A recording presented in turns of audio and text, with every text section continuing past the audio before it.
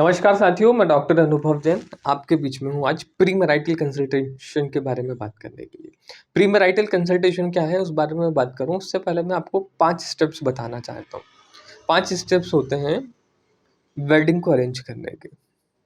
शादी जो होती है उसमें 5 स्टेप्स होते हैं। जो आप शादी बड़ी-बड़ी भव्य शादियाँ देखते हैं, वो शादी 5 स्टेप्स में पूरी होती है। साथियों, मैं एक-एक करके पाँचों स्टेप्स आपको एक्सप्लेन करूँगा और आज के समय में जो है ये पाँचों स्टेप्स को एग्जीक्यूट करने के लिए मार्केट में सॉल्यूशंस है, मैरिज ब्यूरोज़ है, वेडिंग प्लानर्स है, प्री मैरिटल कंसल्टेंट्स हैं। आपकी मीटिंग फिक्स करने के लिए मैरिज ब्यूरो तैयार हैं, तो हर चीज़ के लिए एक्सपर्ट जो है अवेलेबल है मार्केट। तो आपको एक्सपर्ट की सलाह लेनी चाहिए। आप शादी कर रहे हैं, शादी में आप इतना पैसा खर्च करेंगे तो आपको हर चीज़ के लिए एक्सपर्ट की ज़रूरत होनी चाहिए और वो एक्सपर्ट जो है अपने एक्सपीरियंस के अनुसार बेस्ट पॉसिबल चीज़ जो है आपको बताएँगे। तो पहली स्टेप होती है जी शादी की, पहली स्टेप होती है बायोडाटा को अपलोड करना। बायोडाटा का अपलोड जो है वेबसाइट्स पे आप करिए, वेबसाइट पे अपने आप को रजिस्टर करना पहली स्टेप। दूसरी स्टेप होती है पर्सनलाइज़ मैचमेकिंग। अब उसमें क्या होता है कि जो मैरिज ब्यूरोज़ होते हैं वो आपकी पर्सनैलिटी के हिसाब से, आपके बायोडाटा के हिसाब से, आपको क्या सूट होंगे बेस्ट पॉसिबल कुछ जो है आपको बायोडाटास वो सेंड करते हैं, आपके हिसाब से, ठीक है? तो वो पर्सनलाइज़ मैचमेकिंग करना होती है आपको, दूसरे स्टेप में। तीसरे स्टेप में क्या होता है जी, कि जब आप वो पर्सनलाइज़ मैचमेकिंग में से कुछ एक बायोडाटा को शॉर्टलिस्ट करते हैं, उस बायोडाटा के साथ में जो है, वो तीसरे स्टेप में जो है मैरिज ब्यूरो वाले जो है आपकी मीटिंग फिक्स करते हैं, कॉम्पैटिबिलिटी टेस्ट के लिए, कि आप दोनों एक-दूसरे के लिए कॉम्पैटिबल हैं। आपकी एक्सपेक्टेशन क्या है, वो एक्सपेक्टेशंस मिल रही हैं, ओवर एक्सपेक्टेशन तो नहीं है। ये थोड़ी बहुत चीज़ें जो हैं, वो कॉम्पैटिबिलिटी चेक करते हैं मैरिज ब्यूरो वाले, वो एक मीटिंग फिक्स करते हैं।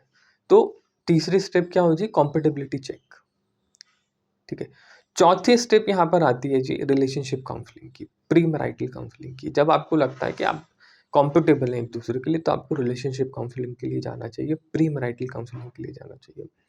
होता क्या है जी, प्री मैरिटल काउंसलिंग में एक कंसल्टेंट होते हैं, वो करीबन 30-40 क्वेश्चन जो हैं, वो दोनों पार्टीज़ से पूछते हैं और उन क्वेश्चंस के ज़रिए जो है आपको एक क्लैरिटी मिलती है एक-दूसरे के बारे में।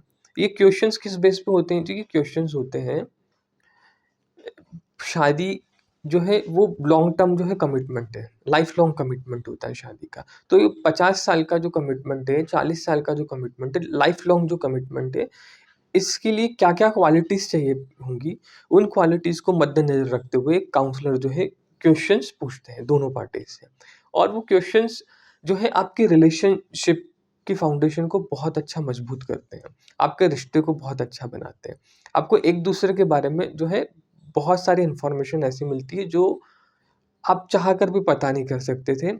आप जो इन्फॉर्मेशन महीनों में इकट्ठी करते फ़ोन कॉल्स के थ्रू, वो 3 घंटे में बड़ी आसानी से एक कंसल्टेंट जो है आपके सामने पेश कर देते हैं और आपको समझ आ जाता है कि हाँ, आप जो है इनके साथ में शादी के लिए आप बढ़ सकते हैं, मैरिज के लिए बात आगे बढ़ाई जा सकती है। तो प्री मैरिटल कंसल्टेशन जो है वो रिश्ते की फाउंडेशन है और साथियों, आपने बहुत बड़ी-बड़ी बिल्डिंग्स देखी होंगी, उन बिल्डिंग्स को बनाने के लिए फाउंडेशन जो है बहुत ज़्यादा ज़रूरी है। तो प्री मैरिटल कंसल्टेशन जो है फाउंडेशन है ये।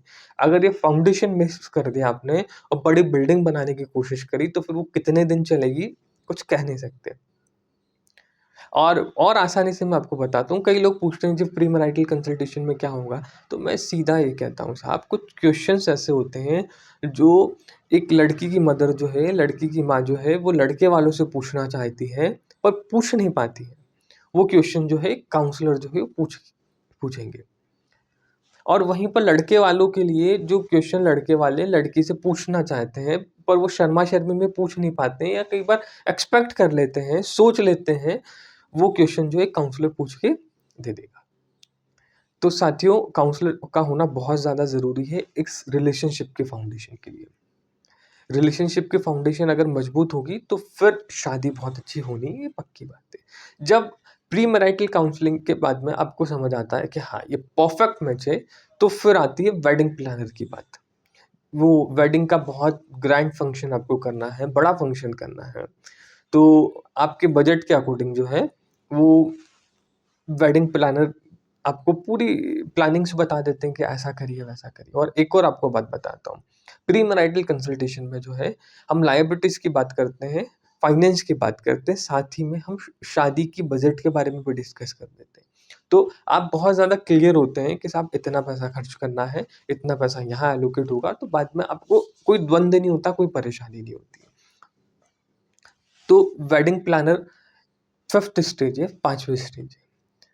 5वीं स्टेप है, तो 5 स्टेप्स अगर आप फॉलो करते हैं, तो बहुत अच्छी और सक्सेसफुल मैरिज होने के चांसेस पूरे हैं। और अगर इन 5 स्टेप में से आप कोई स्टेप अगर मिस करते हैं, तो फिर चीज़ें गड़बड़ हो सकती हैं। और साथियों, अक्सर जो है लोग करते हैं शादियाँ, बहुत ज़्यादा ग्रैंड शादियाँ कर रहे हैं, बहुत लग्ज़रियस मैरिज हो रही हैं। और आजकल तो मैं पिछले दिनों मुझे मालूम पड़ा कि मैरिजेज़ आजकल ईएमआई पे होती हैं, कि आप शादी पहले कर लीजिए, बाद में आप आसान किश्तों में मैरिज में जो भी आपने खर्चा किया है, वो पैसा आप लौटा लीजिए। तो ईएमआई पे भी शादी हो रही है, पर फाउंडेशन पे कोई ध्यान नहीं दे रहा है। मेरी बात को बड़े ध्यान से समझिएगा सर। फाउंडेशन पे जो है आप थोड़ा रुकिए, थोड़ा समय लगाइए, बहुत कम समय है, 2-3 घंटे में जो है बहुत अच्छे से फाउंडेशन बन सकती है। Pre marital consultation, relationship counselling को आप नज़रअंदाज मत करिए, क्योंकि इसी चीज़ को नज़रअंदाज बहुत सारे लोग करते हैं। उसके बाद में होता क्या है, शादी का फंक्शन तो बहुत बड़ा होता है, सब रिश्तेदार आ जाते हैं, फिर 5 दिन बाद, 1 महीने बाद, 10 दिन बाद जो है रियलिटी मालूम पड़ती है, चीज़ें मालूम पड़ती हैं, और फिर एक समय ऐसा आता है कि लगता है कि साहब अब रह ही नहीं सकते साथ में, और फिर डाइवोर्स फाइल होते हैं। तो ऐसा काम हो ही ना, उससे पहले आप रिलेशनशिप काउंसलर के पास में जाइए और आप अपनी रिलेशनशिप की फाउंडेशन बनाइए, उसके बाद में मैरिज के लिए जाइए। उसके बाद में आप वेडिंग प्लानर हायर करिए और आप बड़ी अच्छी शादी करिए। पर सबसे स्मार्टेस्ट मूव होगा रिलेशनशिप काउंसलर के पास में जाना, क्योंकि आप क्या शॉर्टलिस्ट कर लेते हैं, जब आपकी पहली मीटिंग होती है, कॉम्पेटेबिलिटी टेस्ट कर लेते हैं, आपको ऐसा लगता है कि आप कॉम्पेटेबल हैं, तो फिर आप जाते नहीं रिलेशनशिप काउंसलिंग के लिए, पर जाना चाहिए। तो बहुत बहुत स्मार्टेस्ट मूव कहना चाहूँगा, इस बात पे इसलिए ज़ोर दे रहा हूँ क्योंकि ये बाद में आपकी लाइफ को बड़ा स्मूथ करेगी, शादी की लाइफ को, मैरिज की लाइफ को बड़ा स्मूथ करेगी, मैरिटल लाइफ बड़ा स्मूथ हो जाएगी। नहीं तो फिर क्या होता है कि चीज़ें बहुत सारी मालूम पड़ती है, बाद में ओवर एक्सपेक्टेशंस कर लेते हैं, वो एक्सपेक्टेशन टूटती तो बड़ा दुख होता है। और जब ये दिक्कतें बढ़ती हैं तो फिर वही दिक्कतें, डाइवोर्स केस फाइल और परेशानी होती है। तो पहली फाउंडेशन बनाइए, प्री मैरिटल कंसल्टेशन कराइए।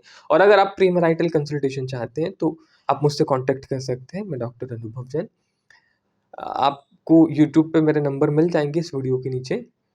और साथियों, वीडियो अच्छा लगा हो तो सब तक इसे शेयर करिए। इस चीज़ को बताना बहुत ज़्यादा ज़रूरी था, तो मैंने ये वीडियो के माध्यम से बताने की कोशिश करी। मैसेज सिर्फ़ यही था कि प्री मैरिटल कंसल्टेशन आप लोग कराइए, बड़ी-बड़ी वेडिंग्स भी कराइए, बहुत अच्छी बात है। आपके मैरिज के बजट्स बहुत अच्छे होते हैं, बहुत अच्छी बात है, पर उसका सार्थकता तभी होगी जब आप एक फाउंडेशन के साथ में काम करेंगे। अल्टीमेटली, क्योंकि वो सेलिब्रेशन तो वही है ना कि लाइफ लॉन्ग कमिटमेंट है। लाइफ लॉन्ग कमिटमेंट है, इसीलिए इतना बड़ा सेलिब्रेशन है। आप बहुत अपनी खुशी के साथ में वेडिंग प्लान करते हैं, पर वो फाउंडेशन अच्छा करिए। अगर फाउंडेशन अच्छा होगा तो सब कुछ वर्थ इट है।